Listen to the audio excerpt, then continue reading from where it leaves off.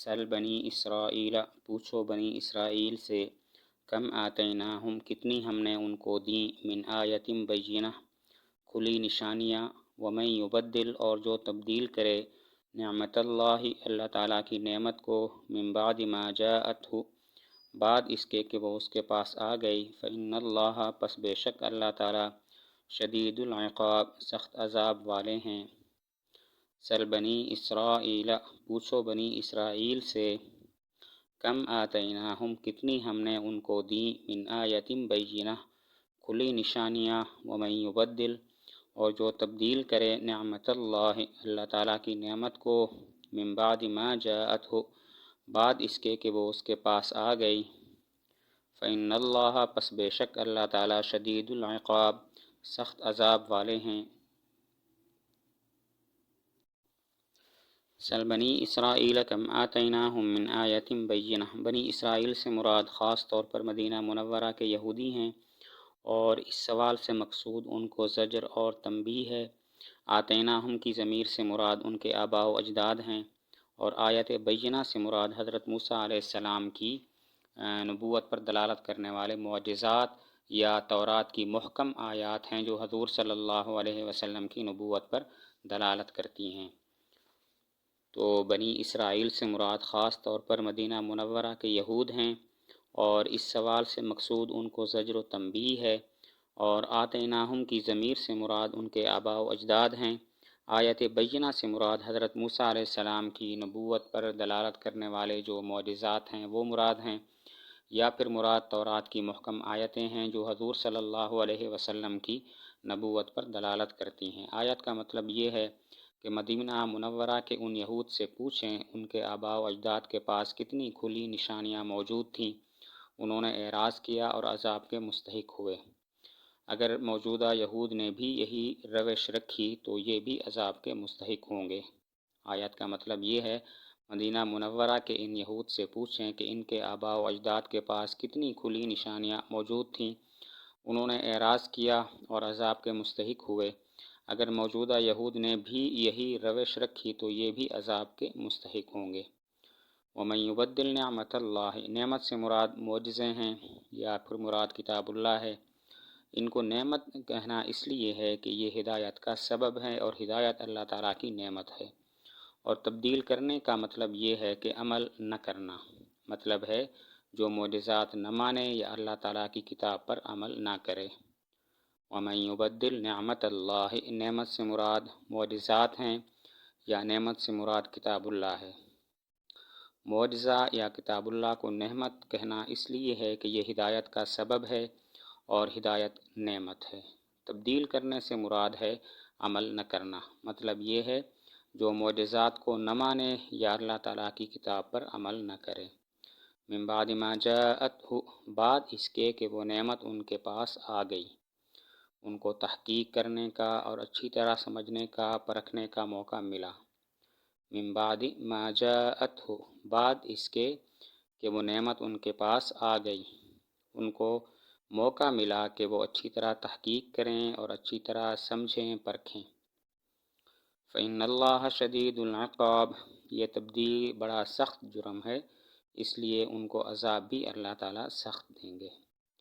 فإن اللہ شدید العقاب، یعنی یہ تبدیلی بڑا سخت جرم ہے، اس لیے عذاب بھی اللہ تعالیٰ ان کو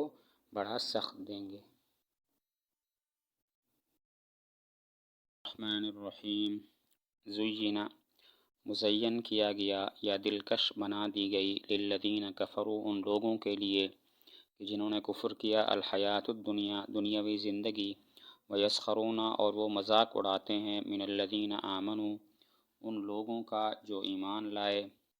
والذین اتقوا، حالانکہ وہ لوگ کہ جنہوں نے تقوی اختیار کیا، فوقہم، ان سے بلند ہوں گے، یوم القیامت، قیامت کے دن، واللہ یرزق، اور اللہ تعالیٰ رزق دیتے ہیں، من یشاء، جسے چاہتے ہیں، بغیر حساب، بے حساب۔ زینا، دلکش بنا دی گئی، للذین کفروا، ان لوگوں کے لیے جنہوں نے کفر کیا، الحیات الدنیا، دنیاوی زندگی، ویسخرون، اور وہ مذاق اڑاتے ہیں، من الذین آمنوا، ان لوگوں کا جو ایمان لائے، والذین اتقوا، حالانکہ وہ لوگ جنہوں نے تقوی اختیار کیا فوقہم ان سے بلند ہوں گے یوم القیامت قیامت کے دن واللہ یرزق اور اللہ تعالیٰ رزق دیتے ہیں من یشاء جسے چاہتے ہیں بغیر حساب بے حساب۔ زین للذین کفروا الحیات الدنیا جب ان کفار کا حال بیان فرما دیا جنہوں نے انبیاء کی تکذیب کی اور روگردانی کی، تو اب اس کا سبب بیان فرماتے ہیں کہ کفار کے لیے دنیاوی زندگی خوشنما کر دی گئی ہے، یہ لوگ دنیاوی زندگی کو اخروی زندگی پر ترجیح دیتے ہیں۔ جب ان کفار کا حال بیان ہو گیا جنہوں نے انبیاء کی تکذیب کی اور روگردانی کی، تو اب اس کی وجہ بیان فرماتے ہیں کہ کفار کے لیے دنیاوی زندگی خوشنما کر دی گئی ہے، یہ لوگ دنیاوی زندگی کو اخروی زندگی پر ترجیح دیتے ہیں۔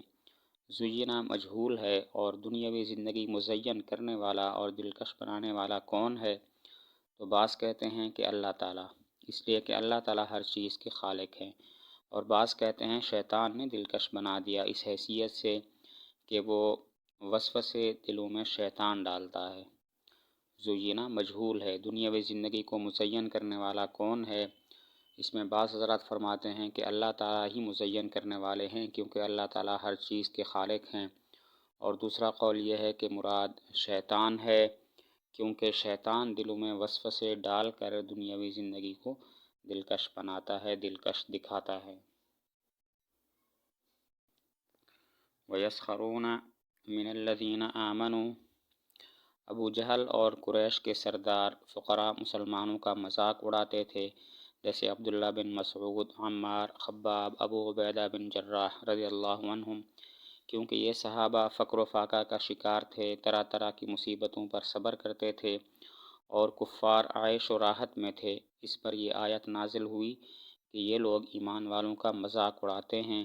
کہتے ہیں یہ مساکین آخرت کی خاطر دنیاوی لذتوں کو چھوڑتے ہیں اور بہت ہی ناسمجھی کا کام کرتے ہیں، کتنے ناسمجھ لوگ ہیں۔ اس آیت کا شان نزول یہ ہے کہ ابو جہل اور قریش کے سردار فقراء مسلمانوں کا مذاق اڑاتے تھے، جیسے عبداللہ بن مسعود، عمار، خباب، ابو عبیدہ بن الجراح رضی اللہ تعالیٰ عنہم۔ یہ صحابہ فقر و فاقہ کا شکار تھے، طرح طرح کی مصیبتوں پر صبر کرتے تھے، جبکہ ان کے مقابلے میں کفار عیش و راحت میں تھے۔ وہ ان حضرات کا مذاق اڑاتے تھے کہ آخرت کی نعمتوں کے لیے یہ دنیاوی عیش و عشرت کو چھوڑے ہوئے ہیں، کتنے ناسمجھ لوگ ہیں۔ والذین اتقوا فوقہم یوم القیامہ حالانکہ وہی ایمان والے جن کا یہ مذاق اڑاتے ہیں جنہوں نے پرہیزگاری کی، قیامت کے دن ان سے فائق ہوں گے، اعلیٰ علیین، اور اللہ تعالیٰ کے اعزاز میں ہوں گے۔ والذین اتقوا فوقہم یوم القیامہ حالانکہ وہی ایمان والے کہ جن کا یہ لوگ مذاق اڑاتے ہیں جنہوں نے تقوی اختیار کیا ہے، قیامت کے دن ان سے فائق ہوں گے، اعلیٰ علیین میں ہوں گے اور اللہ تعالیٰ کے اعزاز میں ہوں گے۔ واللہ یرزق من یشاء بغیر حساب اس کی چند تفسیریں ہیں۔ نمبر 1، اللہ تعالیٰ جسے چاہتے ہیں بہت سارا رزق دے دیتے ہیں جو حساب میں نہیں آتا، جو حساب میں آ جائے وہ پھر کم ہو جاتا ہے۔ نمبر 2، اللہ تعالیٰ کے ذمہ کوئی حساب نہیں اور نہ کوئی اس پر اعتراض ہے، کبھی ایسے کو بھی بہت رزق دیتا ہے جسے ضرورت نہیں ہے اور کبھی ضرورت مند کو بھی تھوڑا رزق دیتا ہے۔ نمبر 3، اللہ تعالیٰ اپنے خزانے کے کم ہونے سے نہیں ڈرتے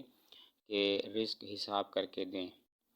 واللہ یرزق من یشاء بغیر حساب اس کی چند تفسیریں ہیں۔ نمبر 1، اللہ تعالیٰ جسے چاہتے ہیں بہت سا رزق دیتے ہیں جو حساب میں نہیں آتا، جو حساب میں آ جائے وہ کم ہو جاتا ہے۔ نمبر 2، اللہ تعالیٰ کے ذمہ کوئی حساب نہیں ہے اور نہ کوئی اس پر اعتراض کر سکتا ہے، کبھی اللہ تعالیٰ ایسے کو بھی بہت سا رزق دیتے ہیں جسے ضرورت نہیں ہوتی اور کبھی ضرورت مند کو بھی تھوڑا رزق دیتے ہیں۔ نمبر 3، اللہ تعالیٰ اپنے خزانے کے کم ہونے سے نہیں ڈرتے کہ حساب کر کے دیں، اللہ تعالیٰ بغیر حساب کے دیتے ہیں۔